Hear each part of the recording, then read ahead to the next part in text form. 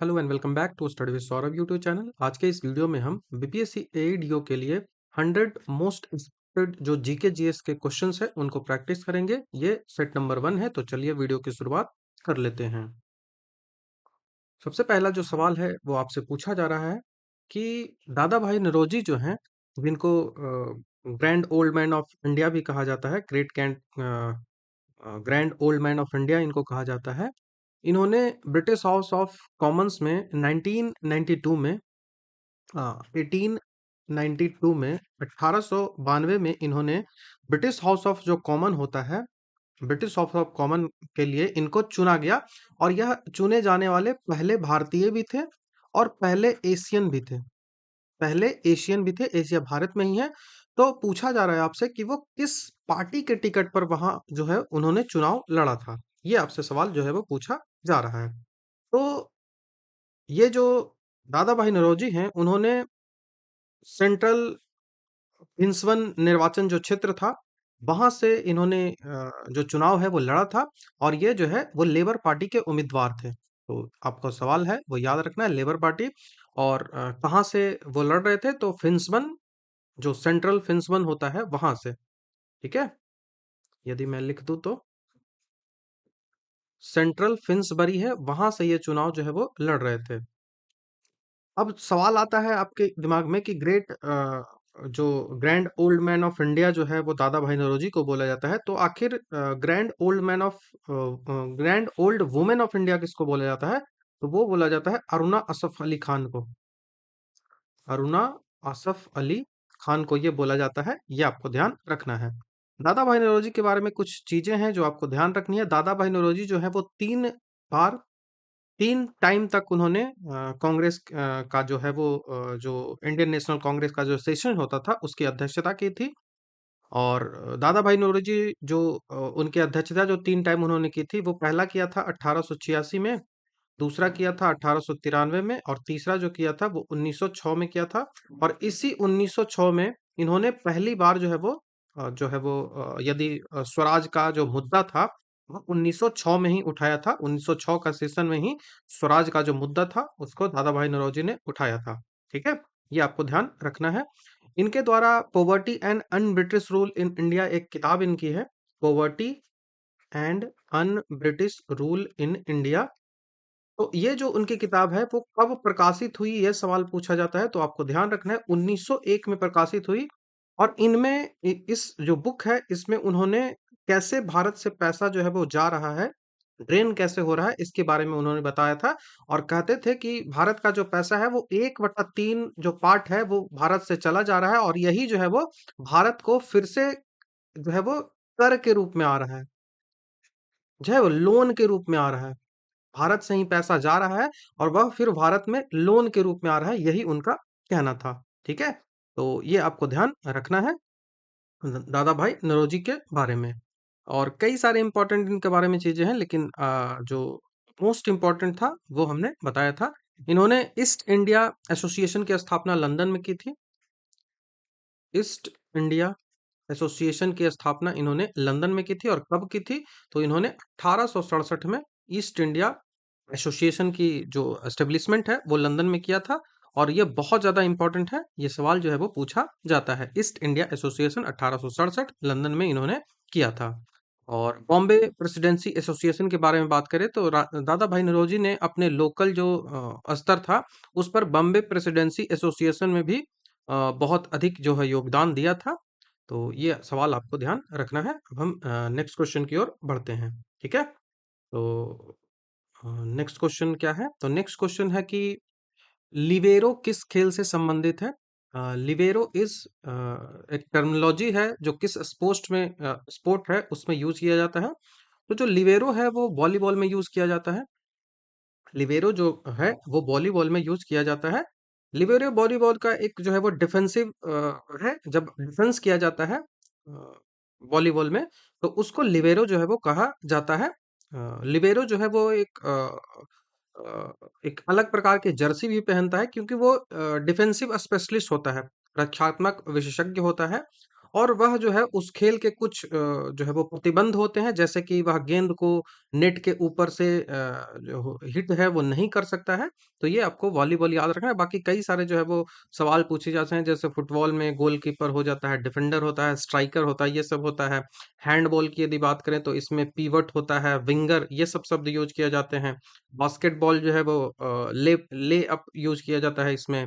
डंक यूज किया जाता है, डिबलिंग यूज किया जाता है, तो बॉल को पटकते हैं ना बास्केटबॉल में, वो डिबलिंग ही उसको बोलते हैं, ठीक है। वॉलीबॉल में प्रत्येक जो खिलाड़ी होता है, प्रत्येक जो टीम होता है, वहाँ 6 खिलाड़ी होते हैं हर साइड में। और इससे संबंधित जो शब्दियां हैं, जैसे कि स्मैश, स्मैश करना, स्पाइक, बूस्टर, ड्यूस, सर्व, सर्व मतलब जब सर्विस आप करते हो तो उसको सर्व कहा जाता है। ड्यूस हो गया जब दोनों का लीप यहीं पे यूज किया जाता है। लीप जब पॉइंट्स दोनों के बराबर हो जाते हैं तब लीप यूज किया जाता है। उसके बाद स्पाइक हो गया। स्मैश मतलब जब आप बहुत तेज से बॉल को जो है वो मारते हो, तब वो स्मैश कहा जाता है। ठीक है? तो चलिए नेक्स्ट क्वेश्चन की ओर बढ़ते हैं। नेक्स्ट जो सवाल है हमारा कि महावस्तु जो है वो महात्मा बुद्ध का जीवन वृतांत है। तो इसका संबंध जो है वो किस शाखा से है? बौद्ध धर्म भी कई सारे जो है वो शाखाएं, जो पार्ट्स हैं उनमें डिवाइड हो गया था। तो उसी में आपसे पूछा जा रहा है कि महावस्तु जो बायोग्राफी है महात्मा बुद्धा की, वो किससे रिलेट करता है? महायान, हीनयान, ब्रजयान, किससे रिलेट करता है? तो वो जो है वो महायान से रिलेट करता है। ठीक है? महावस्तु जो है वो एक संस्कृत भाषा में लिखा गया है। सबसे पहला यदि सवाल आपसे पूछा जाएगा तो ये पूछा जाएगा कि किस भाषा में है? तो संस्कृत भाषा में जो महायान है वो लिखा गया है। एक महत्वपूर्ण बौद्ध ग्रंथ है जिसमें महात्मा बुद्ध का जो जीवन की घटनाएं हैं उनके बारे में चर्चा जो है वो किया गया है।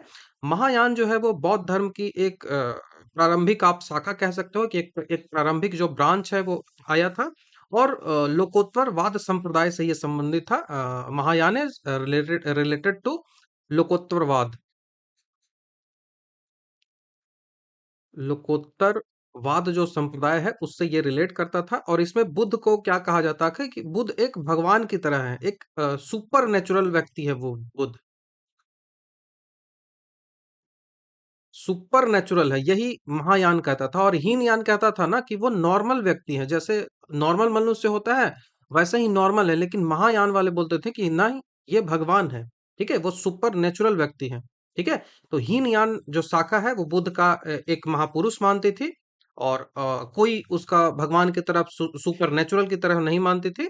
और हीनयान के जितने भी ग्रंथें आपको मिलेगी वो ऑलमोस्ट आपको सब मिलेगी, वो पाली भाषा में मिलेगी। पाली जो है वो क्या है? पाली जो है वो भाषा है। पाली जो है वो भाषा है। लेकिन प्रकृत जो का है वो लिपि है। प्रकृत जो क्या है वो लिपि है। कई सारी लिपि होती है, जैसे हमारा देवनागरी लिपि है ना, ब्राह्मी लिपि जैसे है। ब्राह्मी लिपि है, उसी से देवनागरी आया है, उसी से संस्कृत आया है। सब कुछ लिपियां वहीं से आई है। ठीक है। ब्रजयान की यदि हम बात करें तो ब्रजयान जो है वो बौद्ध धर्म का एक मतलब एक तांत्रिक वाला जो होता है ना खेल हिंदू धर्म में, उसी टाइप सा बौद्ध धर्म में भी ब्रजयान जो था वो तांत्रिक रूप से था, जो बाद में विकसित हुआ। और खास करके ये जो ब्रजयान है ना वो कहाँ से संबंधित है? तो वो जो है वो तिब्बत से संबंधित है। तिब्बत का जो क्षेत्र है वहां से ये संबंधित है। तो ये आपको ध्यान रखना है। बौद्ध धर्म मुख्य रूप से जो दो शाखाओं में जो डिवाइड हुआ था, महायान और हीनयान, ये सवाल जो है वो पूछा जाता है। ये जो दो शाखाओं में डिवाइड हुआ था वो कब डिवाइड हुआ था, उसका टाइम क्या था? तो उसका जो टाइम था वो कब था? तो फोर्थ जो सेशन हुआ था, बौद्ध की जो फोर्थ सेशन हुआ था, उस फोर्थ सेशन में ही जो कुषाण शासक था कनिष्क, कनिष्क जो कुषाण शासक था, इसी के दौरान जो चौथी बौद्ध संगति जो हुई थी, उसी चौथी बौद्ध संगति में कनिष्क के टाइम ही इसका जो डिवीजन है वो महायान और हीनयान में होता है। ठीक है, महायान और हीनयान में हुआ था। तो ये आपको ध्यान रखना है। नेक्स्ट क्वेश्चन की ओर हम बढ़ते हैं। तो यहाँ से आंसर हमारा क्या आ जाएगा? हमारे यहाँ से आंसर महायान हो जाएगा। ठीक है। चौथे सवाल की बात करें कि किसी माध्यम के तापमान में वृद्धि करने के साथ प्रकाश की गति क्या क्या निर्भर करेगा? क्या होगा जब हम किसी मीडियम में टेम्परेचर को बढ़ा देंगे? तो स्पीड ऑफ लाइट पे क्या इफेक्ट पड़ेगा? स्पीड ऑफ लाइट है उस पे क्या डिफेक्ट पड़ेगा, ये आपसे सवाल जो है वो पूछा जा रहा है। तो जब भी आप किसी माध्यम के टेम्परेचर को बढ़ाते हैं तो उस टेम्परेचर से कोई भी स्पीड ऑफ लाइट पे फर्क नहीं पड़ता है। वो जो है वो रिमेन सेम होगा। ऑप्शन नंबर सी यहाँ से आंसर होगा, वो रिमेन्स सेम होगा। प्रकाश की गति जो है वो माध्यम के रिफ्लेक्टिव इंडेक्स जो होता है, जिसको अपवर्तनांक कहते हो, उस पे निर्भर करती है, ना कि टेम्परेचर पे। आप जो है वो डेंस मीडियम से रेयरर मीडियम सघन माध्यम से विरल माध्यम में आते हैं, तब क्या होता है, तब जो है वो स्पीड जो है वो इंक्रीज हो जाएगी। स्पीड जो है वो इंक्रीज हो जाएगी, क्योंकि डेंस मीडियम था, उससे जो है वो रेयर मीडियम में आ गए, सघन था उससे विरल में आ गए, तो स्पीड इंक्रीज कर ही जाएगी, ऑब्वियस है। और यहाँ से जो है वो ये जो जैसे ये भी सवाल पूछा जाता है ना, कि ये जो है वो डेंस मीडियम है, ये नॉर्मल लाइन इसको कहा जाता है, ये नॉर्मल लाइन है। इस नॉर्मल लाइन से पूछा जाता है आपसे कि ये जो डेंस मीडियम है, ये मान लो कि डेंस है। डेंस मतलब सघन, जिसकी डेंसिटी बहुत ज्यादा है, और ये रेयरर है, मतलब विरल माध्यम जिसकी डेंसिटी कम है। अब यहाँ से कोई लाइट आ रही है, तो मान ला यहाँ गया। अब इसके बाद ये रिफ्लेक्ट करेगा, इसके बाद ये रिफ्लेक्ट करेगा, और रिफ्लेक्ट करने के बाद इसका क्या होगा, क्या ये जो नॉर्मल है, इस नॉर्मल की ओर झुकेगा या फिर नॉर्मल से दूर भागेगा? तो ये नॉर्मल से दूर भागेगा, नॉर्मल से दूर भागेगा। और यही उल्टा यदि चला जाए, रेयर से डेंसर में जाए, तो वो नॉर्मल के नजदीक आएगा। क्यों? क्योंकि डेंसर और रेयर वाला आपका मामला है, मैंने आपको समझाया है इस बारे में। ठीक है? तो जो भी स्पीड ऑफ लाइट डिपेंड करती है, वो डिपेंड करती है कि आपका रिफ्रैक्टिव इंडेक्स क्या है, नॉट ऑन टेम्परेचर। तो रिफ्रैक्टिव इंडेक्स जो होता है, अपवर्तनांक जो होता है, उस पे निर्भर करता है, ना कि टेम्परेचर पे। इसीलिए जो है, जब भी टेम्परेचर आप बढ़ाते हो, तो अपवर्तनांक पे लगभग कोई भी प्रभाव नहीं पड़ता। इस कारण से ही लाइट की जो स्पीड है, उसमें कोई भी प्रभाव आपको नहीं पड़ेगा। ठीक है? लेकिन जब भी आप अत्यधिक तापमान में परिवर्तन से माध्यम के घनत्व में बहुत छोटा-मोटा परिवर्तन आ सकता है, जिससे अपवर्तनांक और प्रकाश की गति में बहुत छोटा-सा मिनिमल चेंजेस आ सकते हैं, लेकिन ये जो है वो रिमेन्स कांस्टेंट ही होगा, ठीक है? रिमेन्स कांस्टेंट ही होगा, तो आपको ये ध्यान है वो रखना है, ठीक है? वैक्यूम में जो प्रकाश की गति होती है, वो अधिकतम और कांस्टेंट होती है, वो लगभग कितना होता है वैक्यूम में? तो 3 into 10 to the power 8 होता है, आपको पता है, मीटर पर सेकंड, मीटर पर सेकंड। ठीक है? और इसे जो है वो हम सी कहते हैं, ठीक है? इसे हम सी कहते हैं, तो ये आपको ध्यान रखना होगा, ठीक है?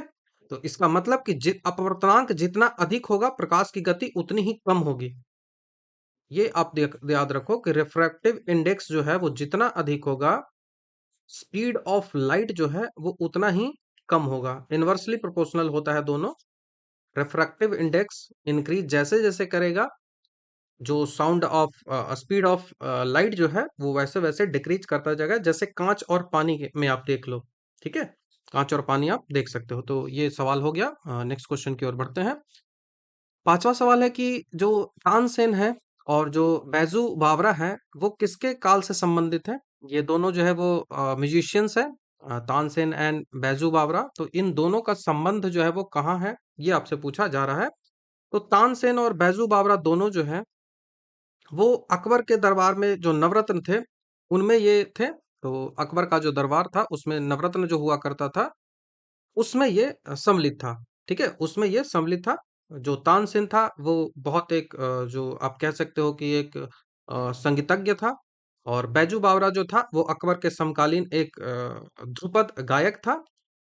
ठीक है? हालांकि वो सीधे तौर पे दरबारी नहीं था, लेकिन हाँ, उनकी व्याख्या जो है वो तानसेन के लगभग इक्वल ही थी, दोनों उसी कैटेगरी के थे। तो ये आपको ध्यान रखना होगा। ठीक है? और जो तानसेन का मूल नाम जो है वो आपसे पूछा जा सकता है, तो रामतनु पांडे हो इनका नाम है। रामतनु पांडे इनका नाम होता है। इनके गुरु का यदि नाम पूछा जाए कि किसके ये डिसाइपल थे, तो ये हरिदास के थे। स्वामी हरिदास जो है वो इनके डिसाइपल थे। और यह माना जाता है कि तानसेन जो थे ना, वो मेघ मल्हार राग गाकर वर्षा करवा देते थे। ठीक है? ये भी जो है वो कहा जाता है। तो अभी के लिए बस इतना याद रख लो। ठीक है? तो नेक्स्ट क्वेश्चन की ओर बढ़ते हैं। 6 नंबर का सवाल है कि एक जीवाश्म जो है वो पक्षी का नाम बताइए, जो एक पक्षी की तरह दिखता है, लेकिन सरीसृप के जैसा अन्य विशेषताएं होती है। आपको बोलना है कि एक फॉसिल वर्ड्स के बारे में बताना है, जो कि लुक लाइक्स बर्ड, बट उनके जो अदर जो कैरेक्टरिस्टिक होते हैं वो उससे जो है वो डिफरेंट होते हैं। तो ये कौन है? तो ये आर्कियोपेटेरिक्स होता है। आर्कियोपेटेरिक्स ये जो है ना, ये रेप्टाइल है। ये रेप्टाइल है और ये जो है वो पक्षी है, बर्ड है। ये जो है वो बर्ड है। तो कोई भी चीजें है ना, वो डायरेक्ट रेप्टाइल से वर्ड नहीं बन जाएगा, रेंगने से सीधा उड़ने नहीं लग जाएगा। उसको यदि उड़ना है तो कुछ लिंकिंग चाहिए, उसको लिंक करने वाला होना चाहिए, जैसे लिविंग, लिविंग और नॉन लिविंग, सजीव और निर्जीव दोनों के बीच का लिंकिंग यदि हम बात करें तो वो कौन है? तो वो है वायरस। सजीव और निर्जीव के दोनों के बीच का लिंकिंग कौन है? वो वायरस है। ये सजीव की तरह भी काम करता है, निर्जीव की तरह काम करता है। जब इसको होस्ट मिल जाएगा तो ये लिविंग हो जाएगा, और ऐसे जो है वो ये नॉन लिविंग रहता है। तो ये दोनों के बीच लिंकिंग का काम कर रहा है। उसी तरह से जो रेप्टाइल्स हैं और वो वर्ड्स हैं, इन दोनों के बीच भी एक जो है वो लिंकिंग का काम करेगा। तभी तो जाके इवोल्यूशन के साथ साथ जो है वो रेप्टाइल्स, जो रेंगने वाले जीव होते हैं, वो उड़ना स्टार्ट कर देते हैं। तो इनके जो लिंकिंग जो होता है ना, उसी को बोलते हैं आर्कियोपेटेरिक्स। बहुत ज्यादा इंपॉर्टेंट है, पीवाईक्यू है। तो ये आर्कियोपेटेरिक्स जो है वो कहा जाता है। आर्कियोपेटेरिक्स जो है वो रेप्टाइल और बर्ड्स है, इनके बीच कनेक्टिंग लिंक के रूप में काम करता है। और इसके जो जीवाश्म में पक्षी की तरह पंख और चोंच होते हैं, लेकिन ये सरीसृप की तरह दांत होता है इसका, लंबी पूंछ होता है इसका, पंजे और उंगलियां इसकी होती हैं। तो ये आपको ध्यान रखना है। तो ठीक है। डोडो भी एक पक्षी ही है जो कि एक्सटेंट हो चुका है, विलुप्त हो चुका है। ठीक है। और ये उड़ नहीं सकता था, और ये जो है वो सरीसृप जो है वो सरीसृप विशेषताओं के जो है वो ये रखता था। ठीक है, ये उड़ नहीं सकता था। उसके बाद हंस तो आप जानते हो कि एक जलीय पक्षी है, और माउस बर्ड होता है, ये अफ्रीका में पाए जाने वाला एक पक्षी है। तो ये आपको ध्यान रखना है। आर्कियो जो पटेरिक्स है, इसका जीवाश्म पहली बार कब मिला था? इसका जवाब जो है वो पहली बार 1861 में, 1861 में जर्मनी जो है वहां पे इसको खोजा गया था। डार्विन का जो विकासवाद का सिद्धांत है, इवोल्यूशन का जो सिद्धांत है, उसके लिए ये महत्वपूर्ण जो है वो एक एविडेंस के रूप में भी दिखा। ठीक है, ये आपको ध्यान रखना है। उसके बाद कभी यदि आपसे पूछ लिया जाए कि जुरासिक एज कब था, तो जुरासिक एज जो था वो 150 मिलियन वर्ष पहले था।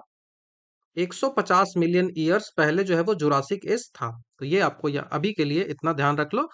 ठीक है, नेक्स्ट क्वेश्चन की ओर बढ़ते हैं। जुडिशियल रिव्यू की हम बात करें, तो जो जुडिशियल रिव्यू होता है वो कहाँ है? जुडिशियल रिव्यू जो है वो आपको देख लो, आर्टिकल 32 में है, आर्टिकल 13 में भी इस बारे में बात की गई है, आर्टिकल 226 में भी, कई सारे आर्टिकल इसमें है।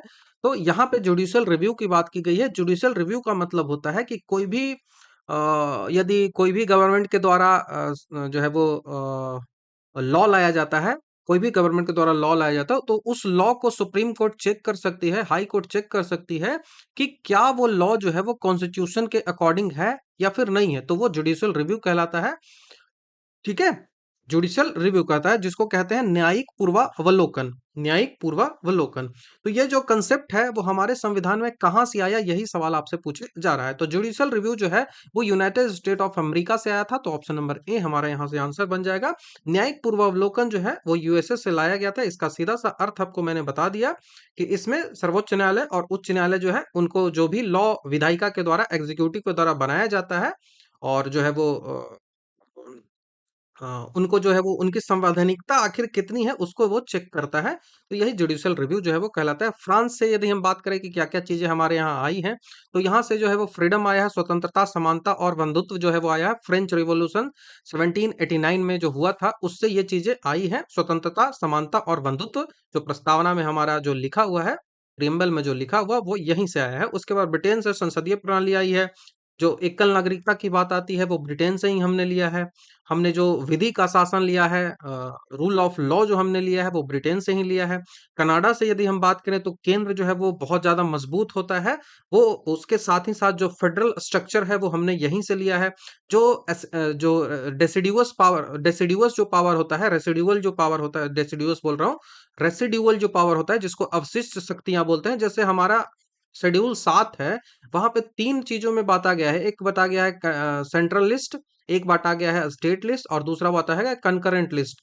इसमें इन चीजों में सब्जेक्ट दिया गया है कि इन सब्जेक्टों पे केंद्र सरकार रूल बनाएगी, इन पर राज्य सरकार बनाएगी, इन पर दोनों बनाएगी, और इसके बाद कुछ ऐसी चीजें बच जाती हैं जिनको रेसिडुअल कहा जाता है, अवशिष्ट कहा जाता है, और उनको जो है वो रखा जाता है कि उस पर रूल जो है वो केंद्र सरकार बनाएगी। और ये रेसिडुअल पावर वाला जो कंसेप्ट है वो कनाडा से आया था। जैसे इसमें जो है वो कह देगा कि इसरो, जो डिफेंस से रिलेटेड जो भी चीजें हैं वो सारा इसमें ही आ जाता है। ठीक है, तो ये आपको ध्यान रखना है। तो ये सब चीजें जो है वो कई सारी चीजें हैं जो ली गई हैं अलग अलग कॉन्स्टिट्यूशन से। जैसे साउथ अफ्रीका से संविधान संशोधन वाला जो कंसेप्ट है वो लिया गया था। ठीक है, साउथ अफ्रीका से संविधान संशोधन वाला लिया गया था। तो ये आपको ध्यान रखना है। कभी भी आपसे न्यायिक पूर्वावलोकन का आर्टिकल पूछा जाएगा तो याद रखिएगा आर्टिकल 32, आर्टिकल 32, आर्टिकल 13 और आर्टिकल 226।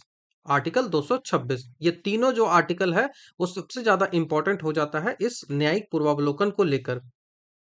यदि आपको याद होगा 1973 में Keshavananda Bharati versus state of Kerala का मामला आया था। इस स्टेट ऑफ केरला के मामले में ही जो बेसिक स्ट्रक्चर है उसकी बात की गई थी, और संविधान भारत में सबसे सर्वोच्च है, और संविधान की रक्षा कौन करता है तो वो जुडिशरी विंग करता है।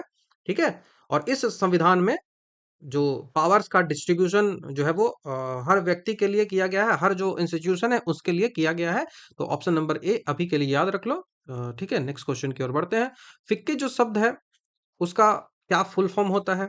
ठीक है, क्या उसका फुल फॉर्म होता है? और उसी में बोल रहा है कि अंतिम में जो आपको आई ये दिख रहा है, इस आई का जो है वो क्या मतलब है, यही आपसे पूछा जाए। तो फिक्की का जो फुल फॉर्म होता है वो होता है federation of Indian chamber of commerce and industry. Federation of Indian chambers of commerce and industry. तो इसमें इंडस्ट्री है, तो इंडस्ट्री देखो कहाँ पे है, ऑप्शन नंबर सी जो है वो यहाँ पे आता है। तो अंतिम जो है वो इंडस्ट्री कहलाता है, ये आपको ध्यान रखना है। फिक्की जो है वो भारत का सबसे बड़ा और सबसे पुराना एक व्यापारिक संगठन के रूप में जाना जाता है। इसकी स्थापना जो है वो 1927 में जो है वो किया गया था। किसके द्वारा किया गया था तो घनश्याम दास बिरला और पुरुषोत्तम दास जो ठाकुर दास थे उनके द्वारा किया गया था। तो 1927 में इसका एस्टेब्लिशमेंट किया गया था, किसके द्वारा तो घनश्याम दास, घनश्याम दास, उसके साथ ही साथ पुरुषोत्तम दास ठाकुर दास के द्वारा किया गया था। और इनको ये करने के लिए किसने बोला था, सलाह किसने दिया था कि आपको कुछ ऐसा करना चाहिए? तो ये जो सलाह दिया था ये गांधी ने दिया था। महात्मा गांधी ने इनको सलाह जो है वो दिया था। तो फिक्की के बारे में आपको ये सब चीजें याद रखनी है। और फिक्की का यदि हेडक्वार्टर आपसे पूछ लिया जाए तो हेडक्वार्टर जो है वो दिल्ली में है। फिक्की का हेडक्वार्टर दिल्ली में है। तो ऑप्शन नंबर सी यहाँ से आपको ध्यान रखना है। ठीक है, नेक्स्ट क्वेश्चन जो है वो ज्योग्राफी से है कि which of the following is not correctly matched. कौन इसमें जो है वो करेक्टली मैच्ड नहीं है? तो आपसे पूछा जा रहा है नागार्जुन सागर जो है वो कहाँ है? तो नागार्जुन सागर जो है वो कृष्णा रिवर पे है। एकदम करेक्ट है, कोई दिक्कत नहीं है। बगलिहाल, सलाल बगलिहाल दुलहस्ती, ये सारा जो है वो चिनाब नदी पे है, जम्मू एंड कश्मीर में। ये जो है वो आंध्र प्रदेश में है। और उसके साथ ही साथ आपको रंजीत सागर जो बांध आता है, रंजीत सागर जो बांध आता है वो रावी नदी पे है। ये भी सही है, कोई समस्या नहीं है। लेकिन ये जो टिहरी डैम दिया गया है ये गंगा नदी पे है ना, ये गलत हो जाएगा। टिहरी जो बांध है वो गंगा नदी पे नहीं है। टिहरी जो बांध है वो उत्तराखंड में है, उत्तराखंड में है, लेकिन ये गंगा पे नहीं है। ये जो है वो किसकी, भागीरथी पे है। गंगा जो है ना, वो पहले गंगा बनती है, वो हरिद्वार के आसपास बनती है। तो वो गंगा जो है ना, ये इसी भागीरथी से ही बनती है, लेकिन वो गंगा पे नहीं है। वो टिहरी जो बांध है वो भागीरथी नदी पे है जो बना गया है। ठीक है, तो नागार्जुन सागर जो है वो कृष्णा नदी पे है, और यह आंध्र प्रदेश और तेलंगाना की सीमा पर है। और बगलिहाल जो है वो चिनाब नदी पे है, जो कि जम्मू कश्मीर में चिनाब नदी है। सलाल बगलिहाल दुलस्ती ये सब चीजें वही हैं। रंजीत सागर जो है वो रावी नदी पे है, जिसको थिन बांध भी कहा जाता है। ये जो रंजीत सागर आप बांध देख रहे हो ना, बांधों से सवाल बहुत ज्यादा डैम से पूछा जाता है, तो इसको हिन बांध भी कहा जाता है। हिन डैम भी कहा जाता है। तो यदि आपसे सवाल पूछा जाए तो हिन डैम भी आपको याद रखना है। टिहरी बांध जो है वो भारत का सबसे ऊंचा बांध है। सबसे ऊंचा बांध भारत का है, हाईएस्ट डैम है टिहरी बांध। उसके बाद यदि बात करें कि हीराकुंड बांध, तो हीराकुंड जो बांध है वो महानदी पे उड़ीसा में अवस्थित है, जो कि भारत का सबसे लंबा बांध है। लॉन्गेस्ट बांध की यदि बात करें, लॉन्गेस्ट जो डैम है वो कहाँ है तो वो हीराकुंड है। हीराकुंड कहाँ है, महानदी पे है। महानदी कहाँ है, उड़ीसा में है। और हाईएस्ट जो डैम की बात करें तो भारत में है वो टिहरी बांध है। टिहरी बांध कहाँ है? तो भागीरथी नदी पे है। किस एरिया में है? तो यूके में है। यूके मतलब उत्तराखंड, नॉट यूनाइटेड किंगडम। उसके बाद भाखड़ा और नांगल दो बांधे हैं। पहला जो है वो भाखड़ा कहा जाता है और दूसरा जो है वो नांगल कहा जाता है, और इन दोनों को सम्मिलित रूप से भाखड़ा नांगल बांध जो है वो कहा जाता है, जो कि सतलज नदी पे बनाया गया है और हिमाचल प्रदेश में और पंजाब में ये जो है वो बनाया गया, और यह भारत का सबसे बड़ा ग्रेविटी डैम है। सबसे बड़ा ग्रेविटी डैम है, ये आपको याद रख लेना है। तो यहां से हमारा आंसर ऑप्शन नंबर डी बनेगा। ठीक है। नेक्स्ट क्वेश्चन की हम बात करें कि किसी भी यौगिक का ऑक्सीकरण संख्या क्या होता है। नॉर्मली कोई भी यौगिक है तो उसका ऑक्सीकरण संख्या हमेशा जीरो होगा, तो ये याद रखिएगा, जीरो ही होता है। कोई भी नेचुरल यौगिक होगा, यहाँ पे नेचुरल लिखा हुआ क्वेश्चन में होना चाहिए। तो कोई भी उदासीन जो है वो नेचुरल यौगिक होगा, उसके सभी परमाणुओं की जो ऑक्सीडेशन नंबर होता है वो हमेशा जीरो होता है, वो हमेशा जीरो होता है, ये आपको ध्यान रखना है। जैसे ऑक्सीडेशन नंबर कभी भी आपको निकालना हो, जैसे H2O है, इस H2O में यदि कभी आपसे पूछ लिया जाए कि इस H2O में हाइड्रोजन के ऑक्सीडेशन नंबर क्या है, तो जब भी आपको ऐसे ऑक्सीडेशन नंबर निकालना हो, तो हाइड्रोजन को निकालने के लिए ऑक्सीजन का आपको पता होना चाहिए। तो ऑक्सीजन का आपको पता है कि -2 होता है। नहीं पता है तो आप याद रख लो, ऑक्सीजन का -2 होता है। आप कैसे निकालोगे? तो हाइड्रोजन जो है वो हाइड्रोजन का कितना होता है, हाइड्रोजन को हमको निकालना है तो इसको x मान लेंगे। अब हाइड्रोजन के कितने एटम है? तो हाइड्रोजन के 2 एटम है, तो इस कारण से इसको 2 से गुना भी करेंगे। उसके बाद इसको जोड़ेंगे। अब ऑक्सीजन का कितना है? -2 है। अब सारे के जोड़ने के बाद जीरो आना चाहिए, सारा जो जोड़ेंगे तो उसके बाद जीरो आना चाहिए। अब जो है वो x का वैल्यू यदि आप निकालोगे तो ये माइनस इधर जाएगा, तो ये क्या हो जाएगा? प्लस में हो जाएगा। और दो जो है वो गुना में है तो ये भाग में जाएगा, तो यहाँ से +1 निकल के आएगा। तो मतलब हाइड्रोजन में H2O में, वाटर में हाइड्रोजन का ऑक्सीडेशन नंबर क्या है? तो वो ऑक्सीडेशन नंबर जो है वो कितना है? वो ऑक्सीडेशन नंबर 1 है। वो ऑक्सीडेशन नंबर 1 है। ऑक्सीडेशन नंबर कुछ नहीं होता, बस वो आयंस जो होते हैं, किसी यौगिक में कितने जो आयंस है वो वो किसी दूसरे को दे सकता है, उसी को लेकर जो है वो ये होता है, किसी को दे सकता है। तो ऑक्सीडेशन जो होता है वो इलेक्ट्रॉनों का त्याग और ऑक्सीजन की जो अमाउंट होता है, वो संख्या होता है, उसको वृद्धि करना है। और रिडक्शन जो होता है वो इलेक्ट्रॉनों को ग्रहण करना, इलेक्ट्रॉनों को एक्सेप्ट करना और ऑक्सीकरण संख्या में कमी करना होता है। यदि मुक्त अवस्था में बात करें तो मुक्त अवस्था में, नेचुरल अवस्था में किसी भी तत्व का ऑक्सीकरण जो संख्या होता है वो जीरो होता है, बस आपको याद रखना है। और कभी भी पूछ लिया जाए कि ऑक्सीकरण संख्या माइनस में होता है, पॉजिटिव में होता है, जीरो होता है, तो ऑल होता है। माइनस में भी हो सकता है, प्लस में भी हो सकता है, जीरो भी हो सकता है, नो मैटर्स। ठीक है। हमने जो केमिस्ट्री का लेक्चर किया था वहां पे इस बारे में काफी डिटेल से चर्चा की है। तो चलिए नेक्स्ट क्वेश्चन की ओर बढ़ते हैं। नेक्स्ट सवाल आपसे पूछा जाए कि व्यक्तिगत सत्याग्रह किस गवर्नर जनरल के काल में हुआ था। व्यक्तिगत जो सत्याग्रह है वो किस गवर्नर जनरल के काल में हुआ था? तो आपको पता है कि 1940 में हुआ था। व्यक्तिगत सत्याग्रह जो है वो कब हुआ था? इंडिविजुअल जो सत्याग्रह होता है वो कब हुआ था? तो इंडिविजुअल सत्याग्रह 1940 में हुआ था। अब देखो कि 1940 में कौन आया था। तो माउंटबेटन तो 47 के आसपास था, वेलिंगटन भी नहीं था, वेवेल भी नहीं था, तो लॉर्ड लिनलिथगो था। लॉर्ड लिनलिथगो इस समय था, तो ऑप्शन नंबर सी यहां से आंसर बनेगा।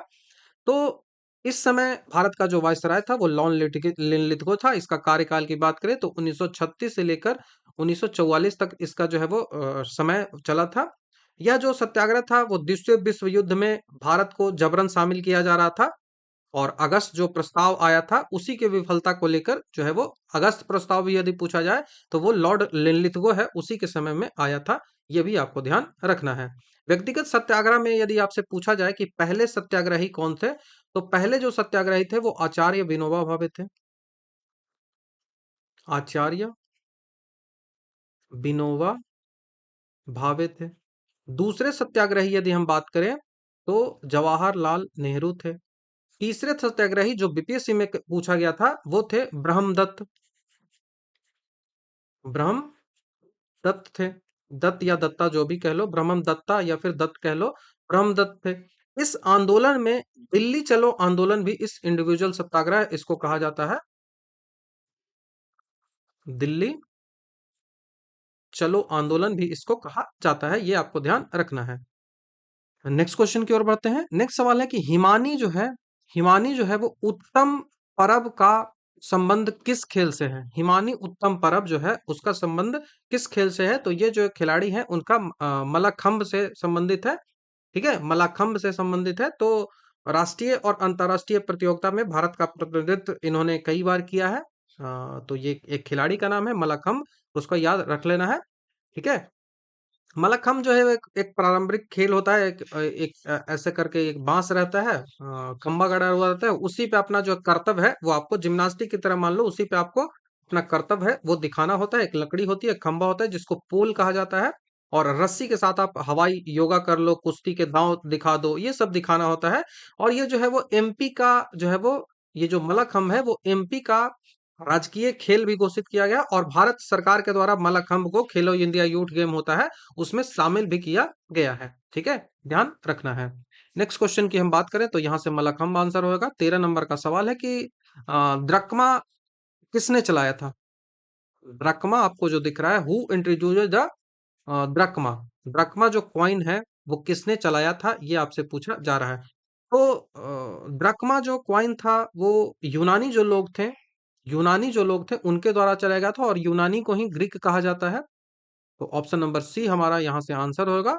कौन चलाया था? तो यूनानी चलाया था, जिनको ग्रीक भी कहा जाता है। यूनान जो है उसके द्वारा ये चलाया गया था। भारत में इंडो ग्रीक जो होता है, हिंद यूनानी जो शासक था, पहले के जो शासक होते थे ना वो भारत में आके भारत में ही रह जाते थे, उसको लूटते नहीं थे। तो उसी समय हिंद यवन जो आए थे, तो हिंद यूनानी जो शासक थे वो उन्होंने अपने शासन काल के दौरान कई सारे सिक्के चलवाए थे।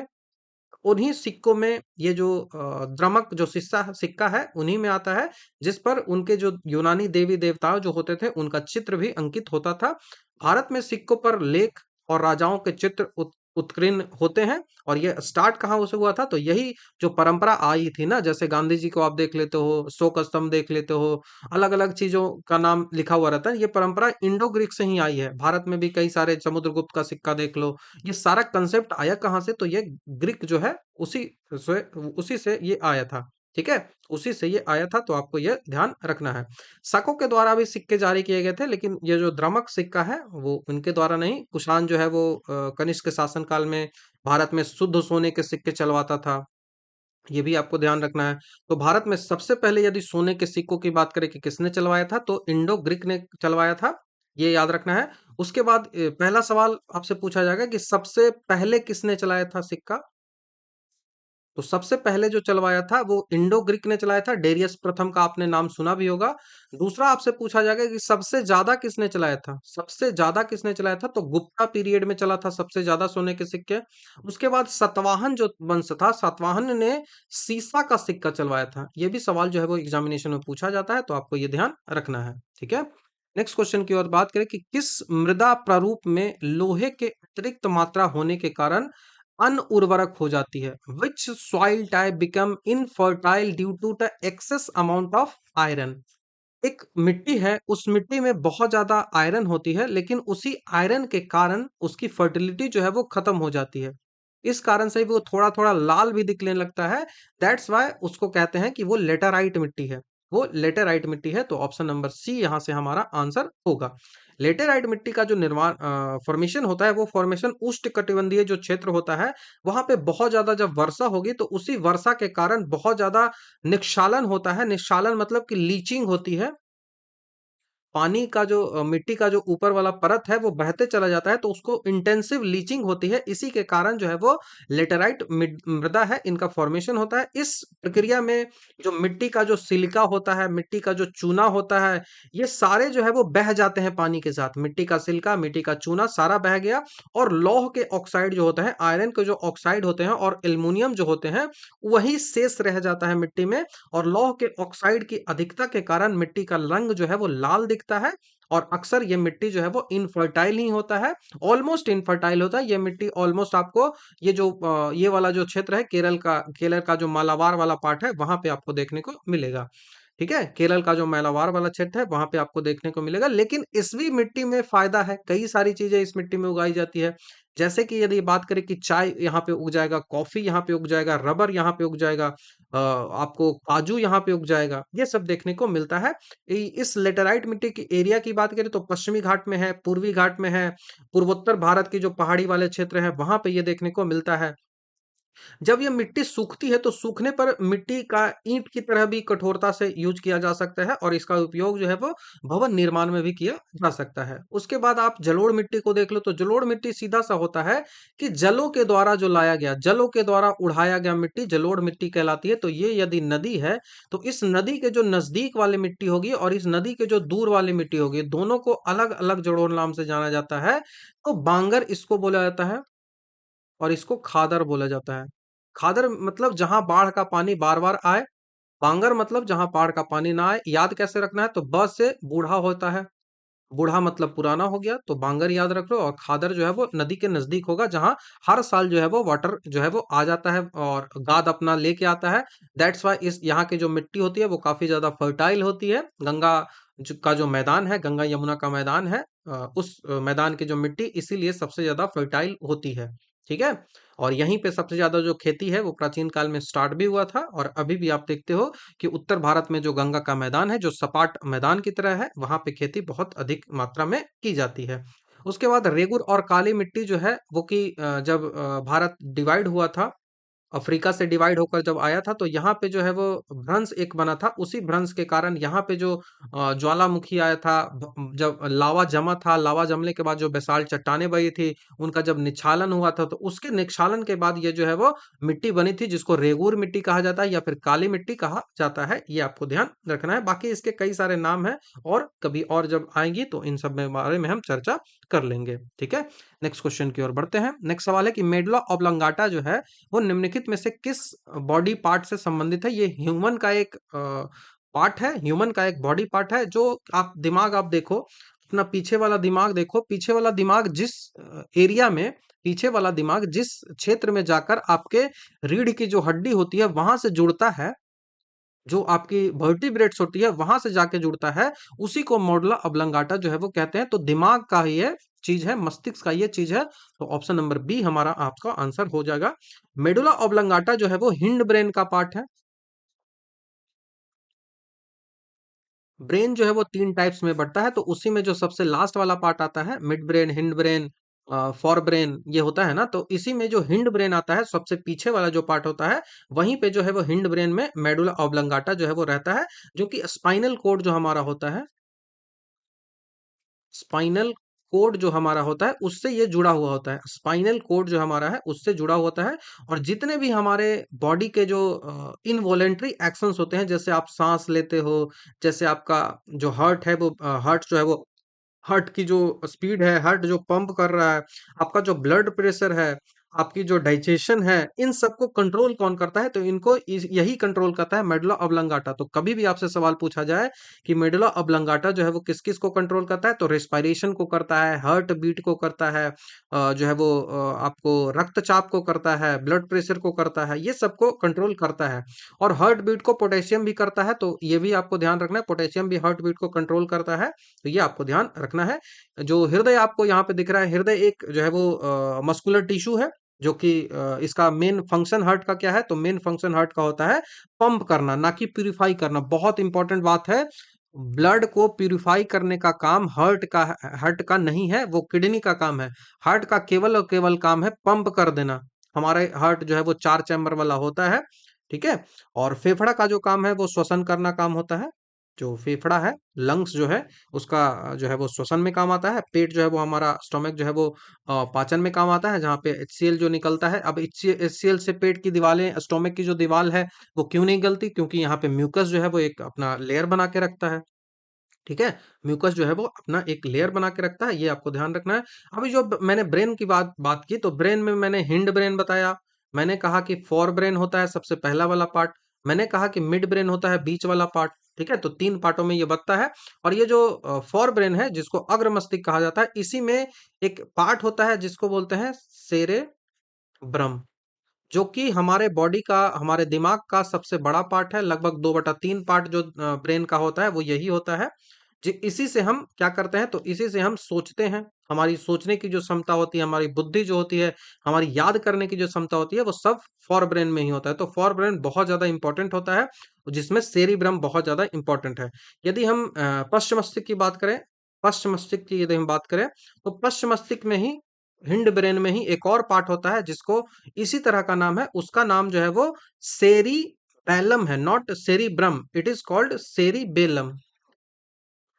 सेरी बेलम, तो सेरिबेलम जो पार्ट है वो पश्च मस्तिष्क का होता है। इसका काम जो होता है वो शरीर को संतुलन और गति को नियंत्रण करना इसका काम होता है। तो बॉडी का जो संतुलन है, बॉडी की बैलेंसिंग और बॉडी का जो गति है उसको ये जो है वो प्रदान करता है। तो सेरेबेलम, सेरिबैलम और सेरिब्रम दोनों में आपको कभी कंफ्यूजन नहीं होना चाहिए। ठीक है, नेक्स्ट क्वेश्चन की ओर बात करते हैं। नेक्स्ट हमारा जो सवाल है वो कहा जाता है कि सर्प विरोधी जो सुई होती है, जब भी आपको सांप काटता है तो एंटी वेनम जो इंजेक्शन लगाया जाता है वो क्या है? वो जो सुई होती है वो किस तत्व का एक यौगिक है, कंपाउंड है, विच एलिमेंट का? कौन सा एलिमेंट जो है वो उसमें होता है? तो उसमें जो एलिमेंट होता है वो गोल्ड कंपाउंड होता है। उसमें गोल्ड कंपाउंड होता है। एंटी वेनम जो होता है, एंटी वेनम में ओरोक्लाइड होता है, आपको ये याद रखना पड़ेगा। औरो क्लोराइड, औरो क्लोराइड जो होता है यही एक कंपाउंड, ये औरो क्लोराइड नाम का एक जो है वो कंपाउंड है, गोल्ड कंपाउंड है, जो कि इसमें यूज किया जाता है औरो क्लोराइड। यह जो है वो यौगिक जो है वो सांप के जहर को न्यूरोटॉक्सिक प्रभाव को उसका जो जो है वो उसको ये कंट्रोल करता है, उसको बेअसर करता है। तो ये आपको ध्यान रखना है। ठीक है, तो आपको ये औरो क्लोराइड बहुत ज्यादा इंपॉर्टेंट है। जैसे आपको एंटी वेनम का निर्माण जो है वो घोड़े जैसे जानवर का जो रक्त सीरम है उससे भी किया जा सकता है। जानवर को सांप के जहर की छोटा सा एकदम छोटा और गैर घातक खुराक दी जाती है, जिससे उसके शरीर में हमेशा जो है वो सांप में एंटीबॉडी क्रिएट हो जाए। जैसे कोई भी हमारे बॉडी में, हमारे सेल में कोई भी चीज जब इंटर करती है ना, तो इंटर करते ही वहां पे हमारे बॉडी में सेल्फ डिफेंसिव सिस्टम होता है, और वहां पे इसको कहा जाता है कि ये एंटीजन है। ये एंटीजन है, और इसके विरोध में एंटीबॉडी जो है वो क्रिएट कर लेता है और इसको मार देता है। यही हमारा बॉडी का पूरा डिफेंस सिस्टम चलता है। तो वैसे ही जानवरों में थोड़ा सा मात्रा दे दी जाती है जहर की, सांप का, और उसमें जब एंटीबॉडी क्रिएट होता है तो उससे इसको निकाल लिया जाता है। ठीक है, उससे इसको निकाल लिया जाता है। भारत में एंटी वेनम निर्माता जो पहली बहुत प्रमुख जो संस्थान है वो क्या है? तो वो हॉफकिन इंस्टीट्यूट है, जो कि मुंबई में स्थित है। और उसके बाद सीआरआई भी है, सेंट्रल रिसर्च इंस्टीट्यूट हो, ये कसौली में है, और हॉफकिन इंस्टीट्यूट जो है वो मुंबई में है। यही सब ये निर्माण करती है। और कुछ यदि हम बात कर लें इधर सिल्वर कंपाउंड की, तो सिल्वर कंपाउंड किसके लिए यूज किया जाता है? खास करके सिल्वर कंपाउंड में जो आपको सिल्वर नाइट्रेट जो होता है, सिल्वर नाइट्रेट जो होता है, सिल्वर नाइट्रेट का जो यूज किया जाता है वो एंटीसेप्टिक में किया जाता है। एंटीसेप्टिक जो है उसमें किया जाता है। आयोडीन जो है, आपको यहाँ आयोडीन का जो कंपाउंड देखने को मिल रहा है, आयोडीन का कंपाउंड जो है वो ये भी एंटीसेप्टिक में ही यूज किया जाता है। खास करके कौन सा? तो टिंचर आयोडीन। टिंचर आयोडीन जो है वो ये भी एंटीसेप्टिक में ही यूज किया जाता है। उसके बाद जो ये क्लोरीन यौगिक दिख रहा है आपको, क्लोरीन का जो हमेशा यूज किया जाता है वो इंसेक्ट्स को मारने के लिए किया जाता है। तो ये कीटाणुनाशक होता है। ठीक है, बैक्टीरिया को मारता है, वो क्लोरीन मारता है। तो ये अभी के लिए बस इतना याद रख लो। यहाँ से गोल्ड कंपाउंड में औरो क्लोराइड आपको याद रखना है। 17वां नंबर का सवाल है कि भारतीय संविधान में विधि के समक्ष समता, विधि के समक्ष समता, बहुत इंपॉर्टेंट ये शब्द है। Equality before law, equality before law जो है वो किस संविधान से लिया गया है? तो ये जो इक्वलिटी बिफोर लॉ है ये हमने लिया है कॉन्स्टिट्यूशन ऑफ ब्रिटेन से। तो ब्रिटेन का जो संविधान है वहां से हमने इक्वलिटी बिफोर लॉ लिया है। मतलब लॉ के आगे हर कोई जो है वो इक्वल है। लॉ के आगे हर कोई इक्वल है, चाहे वो कोई भी आदमी हो, वो लॉ के आगे इक्वल है। तो विधि के समक्ष जो समता होती है वो ब्रिटेन के संविधान से लिया गया है। और यह एक जो है वो निगेटिव कंसेप्ट है। इसका मतलब है कि कोई भी व्यक्ति कानून से ऊपर नहीं जा सकता है, और ये हमेशा एक जो है वो निगेटिव कंसेप्ट के रूप में चलता है। वहीं यदि हम बात करें कि कौन से आर्टिकल में इसकी चर्चा की गई है, तो आर्टिकल नंबर 14 जो है भारतीय संविधान का, फंडामेंटल राइट में, उसमें इसकी चर्चा जो है वो की गई है।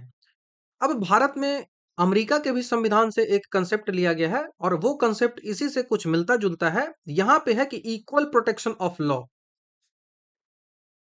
इक्वल प्रोटेक्शन ऑफ लॉ, ये जो है वो अमेरिका से लिया गया है, जिसमें कहा जाता है कि विधियों का समान संरक्षण, जितने भी लॉ हैं उनका इक्वली हम उनको प्रोटेक्ट करेंगे।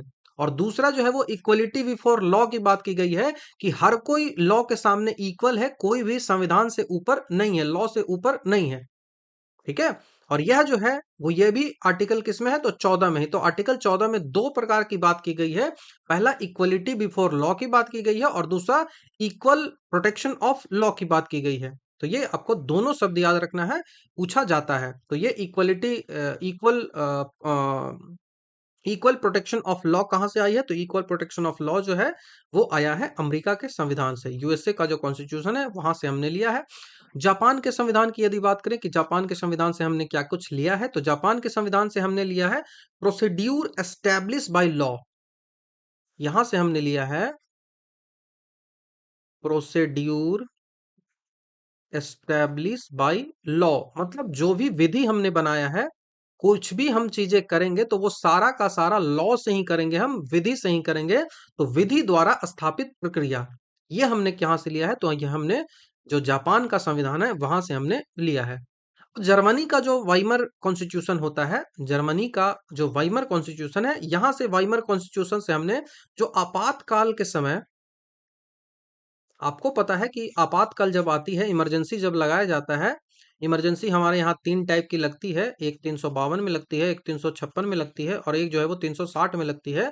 तो इस इमरजेंसी के टाइम जब आपातकाल लगता है, तो इस आपातकाल के टाइम 352 के टाइम आपको कौन कौन सा आर्टिकल जो है वो खत्म हो जाएगा, कौन कौन सा आर्टिकल जो है वो खत्म हो जाएगा, इस बारे में बात करती है। आपका आर्टिकल 358 और आर्टिकल 359, ये दो आर्टिकल बहुत ज्यादा इंपॉर्टेंट है। यहीं पे इन्हीं दो आर्टिकलों में बात की गई है कि जैसे ही आपका राष्ट्रीय आपात लगता है, नेशनल इमरजेंसी लगता है, तो आपके सारे के सारे कॉन्स्टिट्यूशन जो राइट होते हैं, फंडामेंटल राइट होते हैं, वो सारे के सारे फंडामेंटल राइट खत्म हो जाता है एक्सेप्ट 20 एंड 21।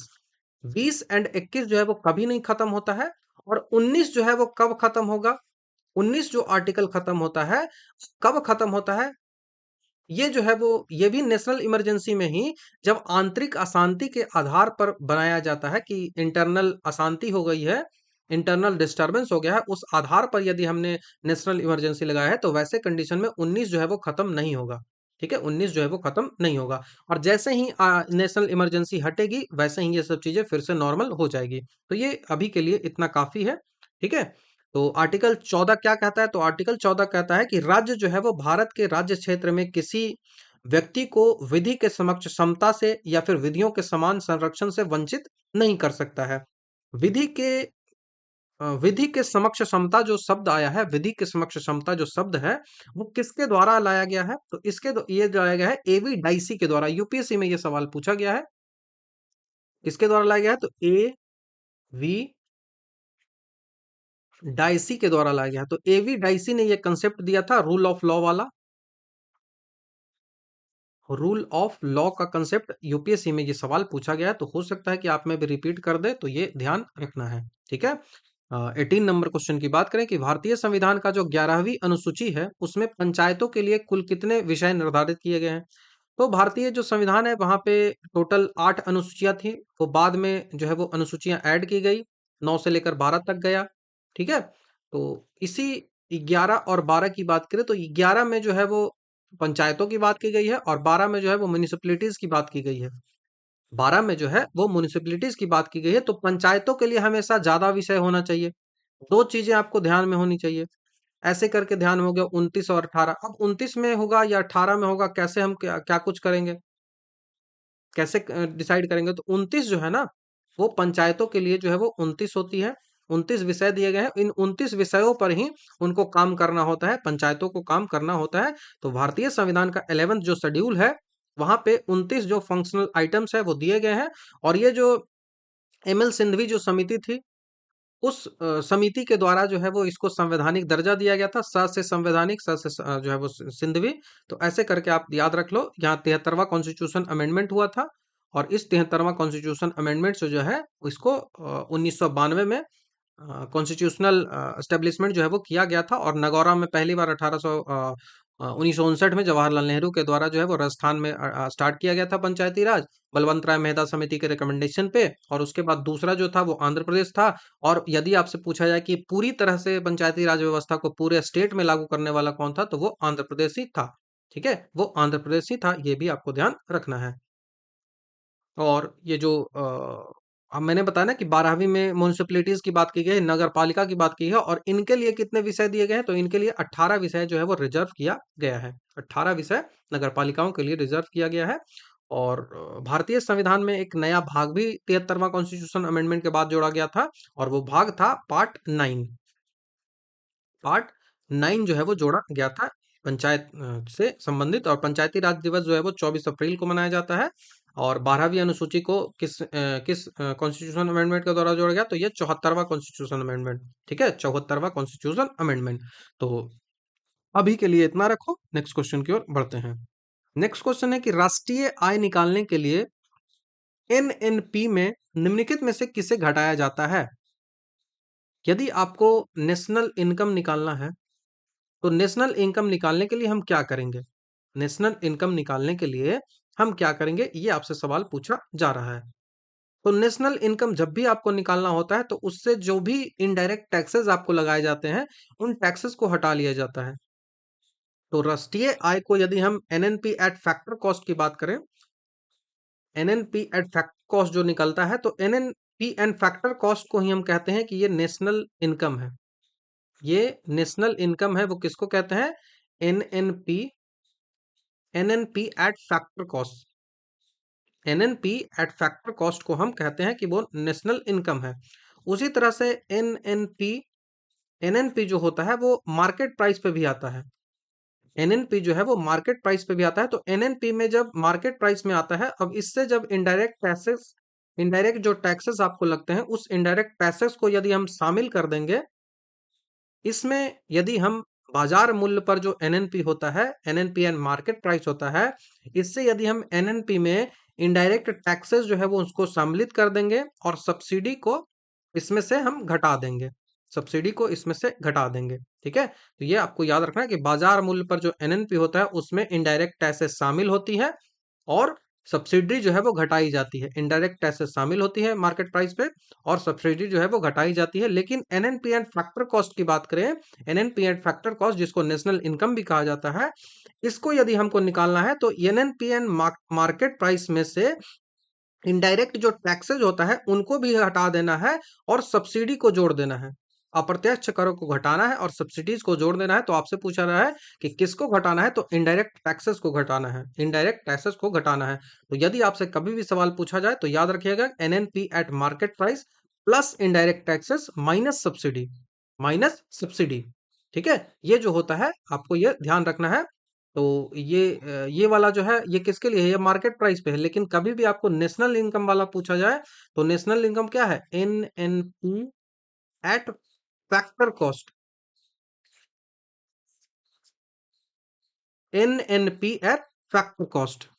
तो जब भी आपसे पूछा जाए कि नेशनल इनकम आपको निकालना है, तो आपको क्या करना है? नेशनल इनकम निकालना है, तो NNP eight market price, NNP जो मार्केट प्राइस पे होता है, उसमें से जो इनडायरेक्ट टैक्सेस होती है उसको घटा दो, और उसके बाद उसमें सब्सिडी जो है वो जोड़ दो। तब जाके आपको क्या निकलेगा? नेशनल इनकम आपका निकल जाएगा। और ये मार्केट प्राइस पे जब एनएनपी निकालना हो, तो ये आपको इस तरह से ध्यान ध्यान रखना है। ठीक है, और जो मूल्यह्रास की यदि बात करें कि मूल्यह्रास क्या है, तो पूंजी उद्योग छूट जो होता है मूल्यह्रास का होता है। तो जीएनपी में मूल्यह्रास जब घटाते हैं तो एनएनपी मिलता है। जीएनपी जो होता है उसमें यदि मूल्यह्रास घटाएं, तो इस मूल्यह्रास को घटाने के बाद जीएनपी में क्या मिलता है, तो आपको एनएनपी मिलता है। ये भी पूछा जाता है। और सब्सिडी को जब इसमें जो है वो जोड़ा जाता है, ये आपको ध्यान रखना है। जीडीपी जो है वो सकल घरेलू उत्पाद कहलाता है। यह देश की सीमा के भीतर जो उत्पादित सभी वस्तुओं और सेवाएं होते हैं उनका अंतिम मूल्य होता है। जो बीच का जो वस्तु होता है उनको नहीं गिना जाता है। एनएनपी की हम बात करें, शुद्ध राष्ट्रीय उत्पाद की हम बात करें, नेट नेशनल प्रोडक्ट की यदि बात करें, इसको जब निकाला जाता है वो जीएनपी माइनस जो है वो डेप्रिसिएशन जो मूल्यह्रास होता है उसको घटाया जाता है, तब ये निकलता है। और भारत में राष्ट्रीय आय का अनुमान कौन लगाता है? एनएसओ। एनएसओ निकालता है, नेशनल स्टैटिस्टिकल जो ऑफिसर्स होता है वो निकालता है राष्ट्रीय आय का अनुपात, और नीति आयोग से ये साथ में मिलकर ही काम करता है। तो ये आपको ध्यान रखना है। नेक्स्ट जो सवाल पूछा जा रहा है कि निफक मूवमेंट जो था, निफक मूवमेंट है, इसके इनिशिएटर कौन थे? इसके प्रणेता के रूप में किसको जाना जाता है निफक मूवमेंट के लिए? तो निफक जो मूवमेंट था वो 16वीं शताब्दी में चलाया गया एक मूवमेंट था। 16वीं शताब्दी में ये चलाया गया मूवमेंट था, जो कि किसके द्वारा चलाया गया था? ये चलाया गया था दादू मियाँ के द्वारा। दादू दयाल इनको कहा जाता है। तो दादू दयाल के द्वारा ये मूवमेंट जो है वो चलाया गया था। निफक का अर्थ होता है निष्पक्ष। निफक का अर्थ जो होता है वो अनबायस्ड, वो किसी के लिए बायस्ड ना हो, अनबायस्ड हो, निष्पक्ष हो, या फिर किसी भी पंथ या फिर संप्रदाय से वो जुड़ा हुआ ना हो, कोई भी रिलीजन है उसके किसी भी सेक्ट से वो जुड़ा हुआ ना हो। यह जो आंदोलन था इसका उद्देश्य यही था कि वो धार्मिक जो भेदभाव होता है कि हम इस धर्म के हैं, हम उस धर्म के हैं, और जो भी संप्रदाय के रूप में लड़ाइयाँ होती हैं, इन सबको समाप्त कर एक ऐसा समाज को डेवलप करना जो कि समतावादी हो, हर चीज हर को वो इक्वलिटी लेकर चलता हो, इक्वल लेकर चलता हो, इसको स्टैब्लिश करने का काम जो है वो किसने किया था? तो दादू दयाल का ये काम था। तो निफिक का मतलब होता है अनबायस्ड, किसी भी धर्म या फिर किसी भी संप्रदाय से वो जुड़ा हुआ ना होना चाहिए, ठीक है? और एक ऐसा समाज को एस्टेब्लिश करना जो कि समतावादी समाज हो, जहां पे सब कुछ जो है वो इक्वल हो। ये आपको ध्यान रखना है। दादू दयाल जो है वो गुजरात से संबंधित है, इनको दादू पंथ भी कहा जाता है। इनकी जो शिक्षाएं हैं वो दादू अनुभव वाणी नामक ग्रंथ है, वहां पे लिखी गई है। चैतन्य की बात करें तो चैतन्य महाप्रभु कहाँ से संबंधित है? तो ये बंगाल से रिलेटेड है। बंगाल जो है वो यहाँ से रिलेटेड है, वहाँ के जो कृष्ण भक्ति जो होती है उससे संबंधित है, जिसको गौंडिया वैष्णववाद भी कहते हैं। तो ये वैष्णववाद से चैतन्य जो है वो संबंधित है। ज्ञानेश्वर की यदि बात करें तो ये महाराष्ट्र के महान संत थे, जो भी ज्ञानेश्वरी इनके द्वारा लिखा गया है। तो ये ज्ञानेश्वर जो है वो महाराष्ट्र थे। उसके बाद नामदेव बहुत ज्यादा इंपॉर्टेंट है, नामदेव भी एक महाराष्ट्र के ही संत थे। तो ये भी आपको ध्यान रखना है, ठीक है। नेक्स्ट क्वेश्चन की हम बात करें तो नेक्स्ट जो सवाल हमसे पूछा जा रहा है कि बेसल जो नॉर्म होता है बैंकिंग से रिलेटेड है, बेसल नॉर्म जो है वो किससे संबंधित है? तो वही सवाल ही पूछा जा रहा है। तो ये बैंकिंग सेक्टर से संबंधित है, ठीक है। ये बेसिक सेंसर बैंकिंग जो सेक्टर है उससे संबंधित है। बेसल जो है, बेसल मापदंड जो है वो बैंकिंग प्रशिक्षण पर वेसल समिति द्वारा जारी एक अंतरराष्ट्रीय बैंकिंग नियम है। इंटरनेशनल बैंकिंग जो रूल्स है उनका एक सेट है, सेट ऑफ रूल्स है। बेसल मानक सीधा आपको ध्यान रखना है, डिटेल्स में नहीं जाना है। इसका उद्देश्य क्या होता है? तो इसका मेन ऑब्जेक्टिव जो होता है वो होता है कि दुनिया भर में बैंक जो भी है उस बैंक का जो रिस्क मैनेजमेंट है, रिस्क जो मैनेजमेंट है उसको करना, रिस्क मैनेजमेंट जो बैंक है उसको करना और उसको मजबूत करना, और जो वित्तीय प्रणाली होती है उनको एकदम स्टैब्लिश करना, स्थित रखना, ये इसका काम होता है।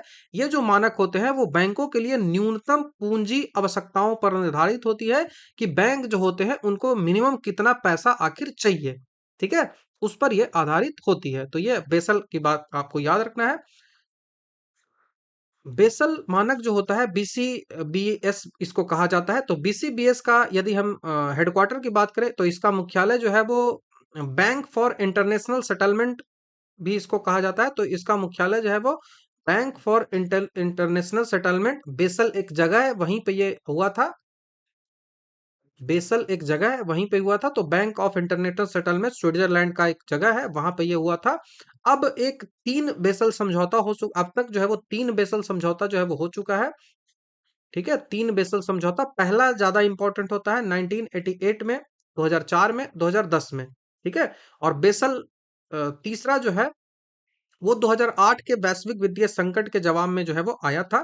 तो ये भी आपको ध्यान रखना है, हो सकता है कि कभी पूछ लिया जाए, तो इसके बारे में आपको ध्यान रखना है। पूंजी बाजार जो होता है, पूंजी बाजार जो होता है, पूंजी बाजार का विनियमन किसके द्वारा किया जाता है? जितने भी शेयर मार्केट्स होते हैं, कैपिटल मार्केट्स होते हैं, उनको क्या देखता है? तो उनको सेबी देखता है, उनको सेबी देखता है। सेबी एस्टेब्लिश हुआ था 1989 में, और इसको संवैधानिक मान्यता जो संविधिक मतलब कानूनी दर्जा जो है वो 1992 में मिला था। सवाल जो है पूछा जाता है। भारतीय प्रतिभूति एवं विनिमय बोर्ड इसका नाम है। बीमा क्षेत्र का रेगुलेशन कौन करता है? तो इसको इरडई करता है। सवाल जो है वो पूछा जाता है एग्जामिनेशन में। इसको इरडई कहते हैं।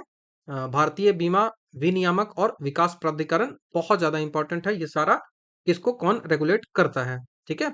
नेक्स्ट सवाल हम बात करें तो नेक्स्ट सवाल है एचडीआई के बारे में, कि एचडीआई के 3 क्षेत्रों में विकास का मापक है। HDI is measure of development in which 3 area? तो जो ह्यूमन डेवलपमेंट इंडेक्स जो जारी किया जाता है, वो ह्यूमन डेवलपमेंट इंडेक्स जो है वो 3 चीजों से मिलकर जारी होता है। पहला जो होता है वो हेल्थ होता है। पहला जो होता है वो हेल्थ होता है। दूसरा जो इसका होता है वो एजुकेशन होता है, शिक्षा होती है। तीसरा जो इसका होता है वो आपका जीवन स्तर क्या है। ठीक है। आपका जो जीवन स्तर है वो क्या है, आपकी इनकम क्या है, इसके बारे में ये बात करता है। ठीक है। तो जीवन स्वास्थ्य का सीधा सा मतलब है कि आपकी लाइफ एक्सपेक्टेंसी कितनी है, जीवन प्रत्याशा आपकी कितनी है। जैसे आप कितना ज्यादा जी पाते हो, एवरेज यदि हम बात करें कि भारत में एवरेज कितना व्यक्ति जीता है, तो भी एग्जैक्ट यदि मैं बात करूं तो भारत की जो जीवन प्रत्याशा अभी 2025 के आंकड़ों के अनुसार मैं बात करूं, 2025 के आंकड़ों के अनुसार भारत की जो जीवन प्रत्याशा है, लाइफ एक्सपेक्टेंसी जो है वो अभी 72.5 ईयर है। 72.5 ईयर, मतलब कि एक व्यक्ति जो है वो भारत में एवरेज 72 साल जीता है। 72 साल हमेशा जीता है, ये 72.5 ईयर जीता है। ये 2025 के आंकड़ों के अनुसार है। अब इसमें यदि हम मेल और फीमेल की बात करें कि मेल का लाइफ एक्सपेक्टेंसी क्या है, फीमेल का क्या है, तो यहाँ पे थोड़ा सा परिवर्तन आपको देखने को मिलेगा। मेल की जो लाइफ एक्सपेक्टेंसी होती है वो पुरुषों से कम है, फीमेल से कम है। ठीक है। महिलाओं की जो है वो किससे ज्यादा है, तो फीमेल से ज्यादा है। महिलाओं की जीवन प्रत्याशा की बात करें तो महिलाओं की है 74 ईयर्स होती है, 74.1 टू बी एग्जैक्ट। और जो मेल की जो लाइफ एक्सपेक्टेंसी है वो 70.95 है, मतलब 71 आप मान सकते हो। ठीक है। ये है, ये जो लाइफ एक्सपेक्टेंसी जो निकाली गई थी पहली बार, जब ये रिपोर्ट एचडीआई का रिपोर्ट आया था, ये कब आया था? वो 1990 में आया था। 1990 में ये रिपोर्ट जो है वो कंसेप्ट जो है वो आया था। महबूब उल हक नामक एक अर्थशास्त्री थे पाकिस्तान के, उसी के द्वारा ये आया था। और यूएनडीपी के द्वारा ये लाया जाता है, यूनाइटेड नेशन डेवलपमेंट प्रोग्राम जो है, इसके द्वारा पहली बार 1990 में ये लाया गया था। और उसी समय जब लाया गया था तो 1990 में भारत की लाइफ एक्सपेक्टेंसी क्या थी? सवाल इंपॉर्टेंट है, पूछा जाएगा। तो यहाँ पे 1990 में 58.6 ईयर था। 58.6 ईयर, 58.6 ईयर्स इसका लाइफ एक्सपेक्टेंसी था। लेकिन अभी की बात करें तो अभी 72 हो चुका है। तो समझ सकते हो कि कितना ज्यादा लाइफ एक्सपेक्टेंसी में हमारा जो है वो सुधार हो रहा है। ठीक है। कितना ज्यादा हमारा सुधार हो रहा है, क्योंकि हमारे यहाँ कई सारे मिशन चलते हैं, जैसे राष्ट्रीय स्वास्थ्य मिशन, आयुष्मान भारत मिशन, ये सब जो है वो इसको बढ़ा रहा है धीरे धीरे। ठीक है। यदि हम भारत में यदि स्पेसिफिक इंडिया की बात करें तो भारत में यदि सबसे ज्यादा लाइफ एक्सपेक्टेंसी है वो कहाँ है, तो वो केरला के पास है। केरला की जो लाइफ एक्सपेक्टेंसी है वो 68 है, 68.6 है। उसके बाद जो है वो छत्तीसगढ़, उत्तर प्रदेश और मध्य प्रदेश जो है वो सबसे कम में आते हैं। ये भी आपको ध्यान रखना है। ठीक है। ये भी आपको ध्यान रखना है, बहुत ज्यादा ये सब इंपॉर्टेंट डेटा है। तो ये ध्यान रखना है। लाइफ एक्सपेक्टेंसी जो निकलती है, ये जो एचडीआई का निकलता है, इसमें मानक कितना होता है, तो ये 0 से लेकर 1 के बीच आपका जो है वो रिपोर्ट चलता है। जितना ज्यादा 1 के क्लोज होगे वो उतना अच्छा आपका प्रदर्शन है। ठीक है। उतना अच्छा आपका प्रदर्शन है, ये आपको ध्यान रखना है। तो यहाँ से आंसर हमारा ऑप्शन नंबर ए बन जाएगा। ठीक है, option number A. Next question की ओर बढ़ते हैं। नेक्स्ट क्वेश्चन हमारे पूछा जाए कि work done by a force in positive when. आपसे पूछा है कि बल द्वारा किया गया कार्य जो है वो हमेशा धनात्मक होगा, पॉजिटिव होगा कब? वो कब पॉजिटिव होगा? तो displacement is perpendicular to force. ये जो डिस्प्लेसमेंट हो रहा है, ये किसके ये फोर्स यदि मान लो, तो इस फोर्स के परपेंडिकुलर मतलब 90 डिग्री का यदि बनाए एंगल, और फॉर्मूला होता है एफ एस कॉस थीटा, तो यहां से जीरो हो जाएगा। परपेंडिकुलर जैसे ही आएगा तो जीरो हो जाएगा।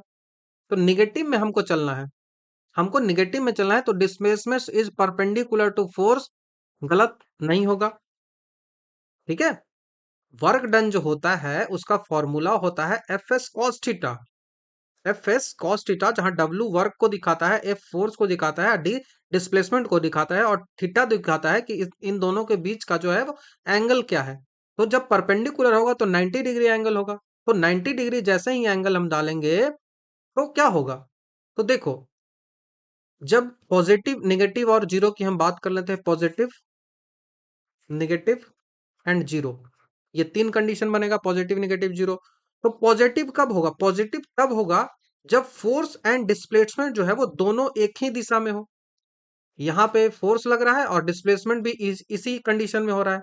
ऐसे कंडीशन में थीटा इक्वल टू क्या हो जाएगा? दोनों सुपर इंपोज करेगा। सुपर इंपोज में देखो करके दिखवा रहा हूं। ये दोनों जो है वो सुपर इंपोज करेगा तो डिग्री क्या होगा? थीटा बराबर क्या होगा? थीटा बराबर हमेशा जीरो आ जाएगा। अब एफ एस कॉस थीटा में हमने थीटा बराबर यदि जीरो रख दिया,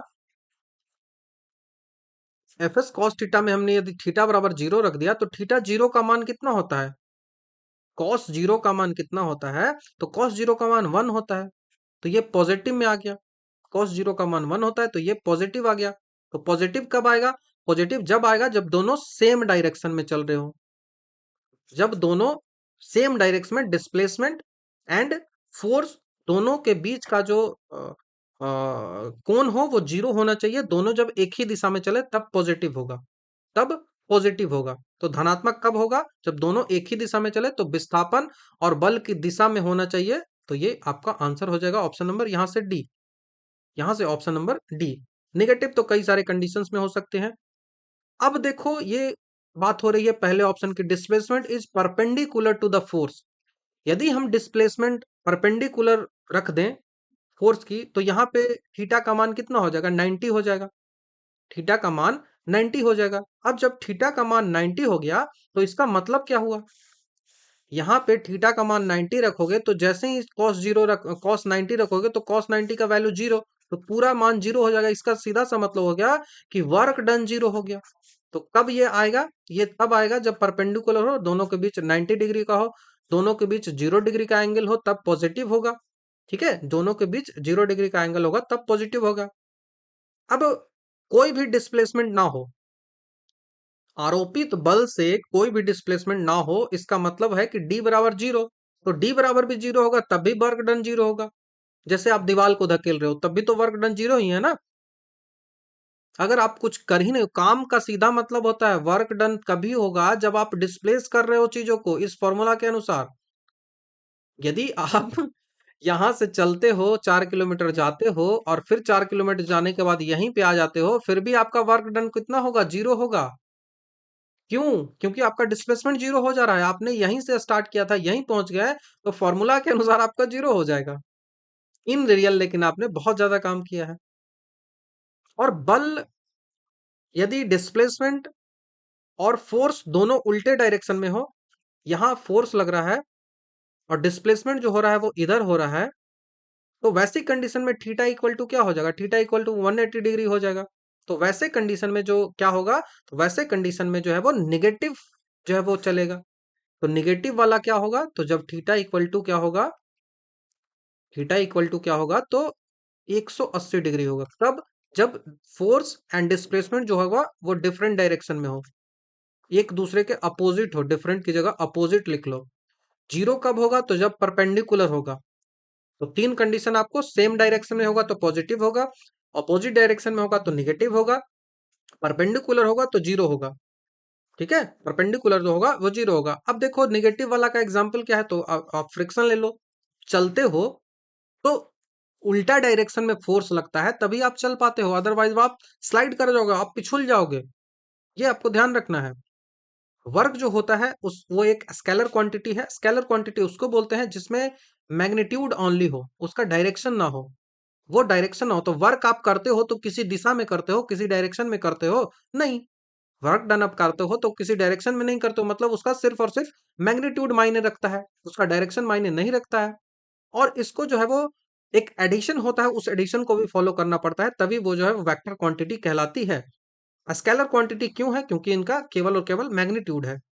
इसका एसआई मात्रक जो वर्क टन का होता है वो जूल होता है, और कार्य करने की जो पावर होती है कार्य करने की जो दर होती है, आप किस रेट से काम कर रहे हो, आप किस रेट से काम कर रहे हो, उसको हम पावर कहते हैं। आपकी कार्य करने की जो दर है उसको हम पावर कहते हैं, और पावर का जो एसआई मात्रक होता है वो वॉट होता है, वो वॉट होता है। तो कोई भी सवाल आपसे पूछा जाए, आप इजिली उनको आंसर करने के लिए एलिजिबल होने चाहिए। ठीक है, नेक्स्ट सवाल की ओर हम बढ़ते हैं। नेक्स्ट सवाल हमसे पूछा रहा है कि भारतीय रिजर्व बैंक का नेशनलाइजेशन जो है वो कब किया गया था। सवाल बहुत आसान है, 1949 में इसका किया गया था। ऑप्शन नंबर बी हमारा यहाँ से आंसर हो जाएगा। ठीक है, वो नेशनलाइजेशन यहाँ किया गया था। आरबीआई जो एस्टेब्लिश हुआ था वो 1935 में आरबीआई एस्टेब्लिश हुआ था। आरबीआई एस्टेब्लिश जो हुआ था वो आरबीआई एक्ट 1934 से एस्टेब्लिश हुआ था। 1 अप्रैल 1935, यदि आपसे डेट भी पूछ लिया जाए, 1 अप्रैल 1935 को ये एस्टेब्लिश हो गया था। ठीक है, ये जो आरबीआई एस्टेब्लिश हुआ था वो किस कमिटी के रिकमेंडेशन पे हुआ था, तो ये जो हुआ था वो हिल्टन यंग समिति था।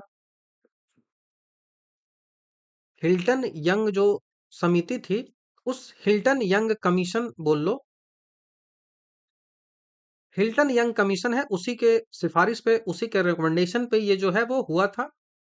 और यदि इसके पहले हम गवर्नर की बात करें, तो फर्स्ट जो गवर्नर इसका था वो कौन था, तो स्मिथ आपको याद रखना है।